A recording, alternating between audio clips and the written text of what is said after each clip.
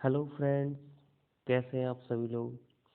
Made easy everything में आपका स्वागत है। दोस्तों, आज हम एक बहुत अच्छे टॉपिक पे बात करने वाले हैं। दोस्तों, अगर हम कहीं जॉब सर्च करने जाते हैं या फिर हम कहीं जॉब सर्च करते हैं ऑनलाइन पोर्टल के थ्रू, तो हमें किस चीज़ की ज़रूरत होती है। दोस्तों, सबसे पहली ज़रूरत होती है हमें सीवी की, मीन्स आपके रिज्यूम की। दोस्तों, फ्रेशर के लिए हम रिज्यूमे तैयार करते हैं और एक्सपीरियंस वाले पर्सन के लिए हम सीवी। दोस्तों, अब रिज्यूम में आपके क्या क्या होता है, क्या होना चाहिए और क्यों होना चाहिए, आज हम इसके बारे में बात करेंगे। दोस्तों, सपोज कीजिए आपको 10 साल का एक्सपीरियंस है और अभी मेरी आपसे मुलाकात तो हुई नहीं है, तो मुझे कैसे पता चलेगा कि आपको क्या आता है क्या नहीं आता है। तो ये सारी चीज़ें सबसे पहले आपका सीवी बताएगा। आपके सीवी से आपकी पहचान होगी, आपको क्या आता है क्या नहीं आता है, क्या आप कर सकते हो क्या नहीं कर सकते हो। तो ये सारी जानकारी आपके सीवी से पता चलेगी। तो इसलिए सीवी एक बहुत ज़्यादा इफ़ेक्टिव चीज़ होती है हमारे करियर के लिए, और इसका सही होना बहुत ज़रूरी है। अगर आपका सीवी ही सही नहीं है तो आपका हो सकता है कि सिलेक्शन ना हो। पहले आप कहीं भी इंटरव्यू देंगे तो उसमें आपका सीवी पढ़ा जाएगा, फिर शॉर्टलिस्ट किया जाएगा, तब आपके इंटरव्यू के लिए बुलाया जाएगा। हो सकता है आपको नॉलेज बहुत अच्छी हो लेकिन आपका सीवी अच्छा नहीं है। जब आपका सीवी नहीं है तो फिर आप शॉर्टलिस्ट नहीं होंगे। तो इसलिए आज देखते हैं कि एक अच्छा सीवी बनाने के लिए हमें क्या करना है। दोस्तों, कोई भी हमारा रिक्रूटर है या कोई हमारा एचआर है, कुछ भी है, दोस्तों आज के टाइम में देखो सबको एक शॉर्ट टर्म में काम चाहिए होता है। कोई ये नहीं चाहता कि मैं लॉन्ग काम करूं, है ना। तो इसलिए हमें चीज़ों को ऐसे डिफाइन करना है अपने रिज्यूम में कि किसी को अगर पढ़े तो ज़्यादा टाइम ना लगे और बड़ा इफेक्टिव लगना चाहिए, देख के पता लगना चाहिए कि हाँ कुछ है और कुछ अलग से है। दोस्तों, सबसे पहले चीज़ है कि आपका नाम क्या है। जैसे मेरा नाम मयंक शर्मा है तो मैंने यहाँ पे लिख दिया मेरा नाम मयंक शर्मा है। दोस्तों, आप किस चीज़ से आपने इंजीनियरिंग की है या कोई भी कोर्स किया है वो आप यहाँ मेंशन करेंगे। जैसे कि आपने बीटेक किया है सिविल से तो सिविल, मैकेनिकल, जो भी हो वट, या आपने कॉमर्स अकाउंट्स में है तो मयंक शर्मा अकाउंटेंट, इस तरीके से आपको लिखना है। फिर आपको अपना कॉन्टैक्ट नंबर लिखना है। कॉन्टैक्ट नंबर का दोस्तों बहुत ज़्यादा ध्यान रहे कि आपका वही कॉन्टैक्ट नंबर आपको लिखना है जो हमेशा रनिंग में हो, क्योंकि रिक्रूटर एक ही बार कॉल करेगा, बार बार आपको कॉल नहीं करे, शायद कर दे तो आपका लक है। नेक्स्ट है दोस्तों आपकी मेल आईडी। आपको कभी कई बार ऐसा भी हो जाता है कि हम जो रिक्रूटर होता है वो आपको कॉल से कांटेक्ट नहीं करके मेल से कर लेता है, तो मेल आईडी बिल्कुल सही होनी चाहिए। और उसको डे टू डे आप चेक करते रहें कि आपकी मेल आईडी पे कोई मेल आया है या नहीं है, क्या है उससे रिलेटिव। तो फिर आता है दोस्तों क्वेश्चन कि आपका एक्सपीरियंस कितना है, टोटल आपको एक्सपीरियंस कितना है, कितना एक्सपीरियंस है, ठीक। फिर आपकी करंट सैलरी कितनी है। फिर उसके बाद आपकी एक्सपेक्टेशन सैलरी कितनी है। सपोज करो मैं एक एचआर हूँ और आपकी सैलरी 30,000 है और मुझे जो सर्च करना है, मुझे कोई ऐसा सर्च करना है जो 25,000 में काम कर दे, तो आपकी 30 है तो आपकी एक्सपेक्टेशन तो ज़्यादा होगी। तो आपके रिज्यूम में पहले मेंशन हो जाएगा कि आपकी 30 है तो मुझे ज़रूरत 25 की है, तो फिर मैं आपका सीवी शॉर्टलिस्ट नहीं करूँगा ना।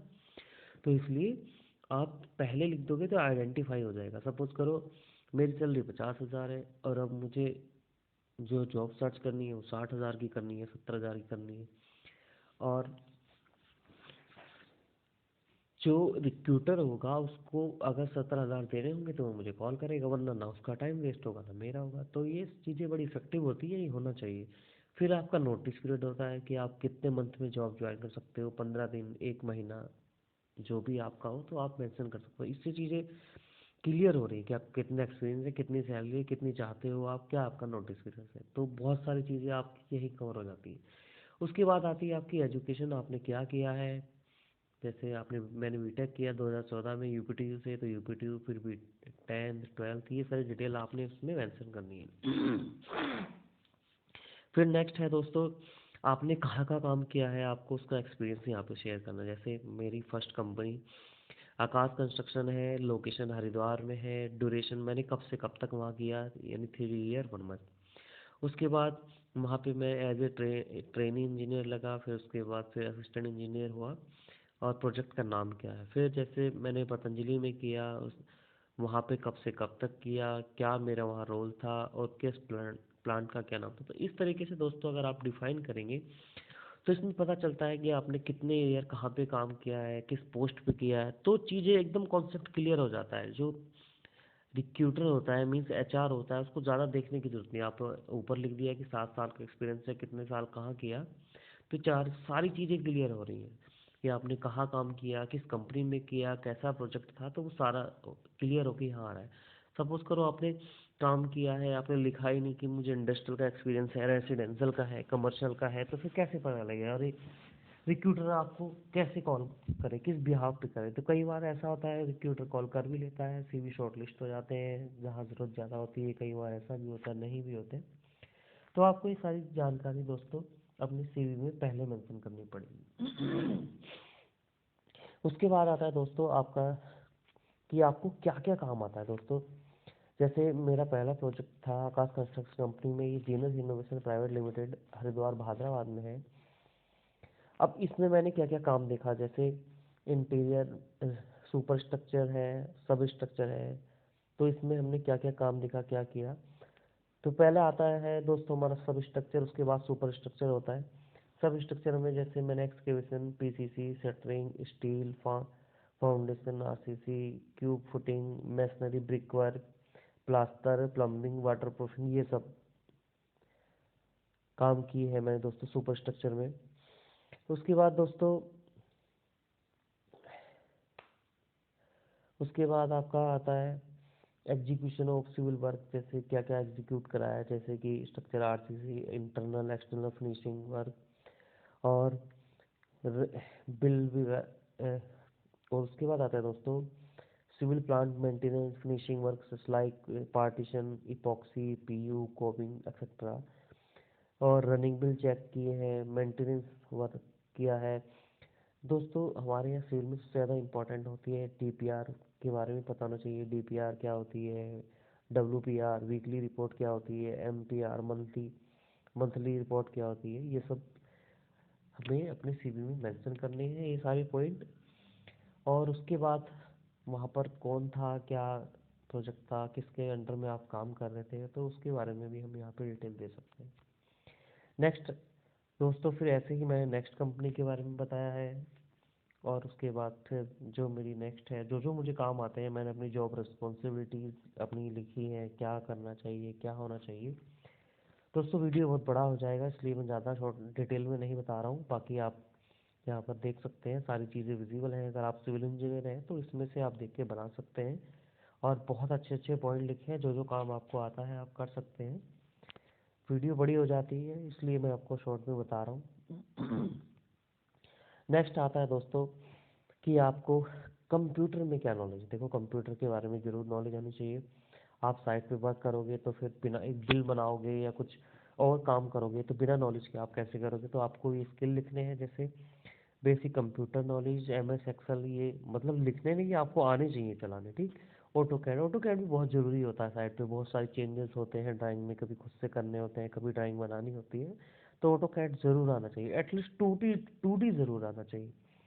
उसके बाद हमारे रिलेशनशिप क्या है, मतलब हम कैसे वर्क करते हैं इंटरनली। एक लीडरशिप का रोल प्ले करना आना चाहिए। Functional head, RO project, ROC के जितने प्रोजेक्ट चल उनसे कोऑर्डिनेशन करना चाहिए। एक्सटर्नल में जितने वेंडर हैं, कंसल्टेंट हैं, सबसे कोऑर्डिनेशन वगैरह करके चलना है। अचीव आपने साइट पे क्या अचीवमेंट किया, तो ये भी कभी कभी पूछ लिया जाता है। और जैसे मुझे बेस्ट सेफ्टी अवार्ड मिला है, अभी तक भगवान की दुआ से मेरी साइट पे कोई मिसहैपनिंग भी नहीं हुई है। तो ये सब अचीवमेंट होते हैं कुछ, तो वो हमें डाल लेते हैं बाद में। हमारे अपनी पर्सनल डिटेल डालनी है, जैसे कि ना father name, date of birth, gender, married unmarried, language, permanent address, current address. और उसके बाद आपको इस तरीके से अपनी सारी डिटेल लिखनी है। तो दोस्तों आशा है कि आपको मेरा बनाया हुआ सीवी पसंद आएगा। और दोस्तों मैं आपको बताता हूँ, ज़्यादा बड़ी बात नहीं बोलनी चाहिए, मेरा सीवी आज तक मैंने जहाँ भेजा वहाँ शॉर्टलिस्ट हुआ है, और बहुत रिक्रूटर ने मुझे बोला भी है कि बहुत अच्छा फॉर्मेट है आपका। तो मैंने अपना एक्सपीरियंस इसीलिए आपके साथ शेयर किया है, क्योंकि जब अच्छा है तो किसी और का भी फ़ायदा होना चाहिए। बाकी आप बनाइए, आई होप आपके भी बहुत काम आएगा। और बाकी आप चाहते हैं ऐसी मैं जुड़ी जुड़ी आपसे जुड़ी हुई जानकारी आपके साथ शेयर करूं, तो प्लीज़ वीडियो को लाइक करें, चैनल को सब्सक्राइब करें, अपना प्यार मुझे देते रहें, ताकि मैं आपके लिए आगे कुछ ना कुछ नया लाता रहूं। मेड इजी एवरीथिंग में आपका देखने के लिए धन्यवाद। ठीक है दोस्तों, फिर मिलते हैं। Okay, bye bye.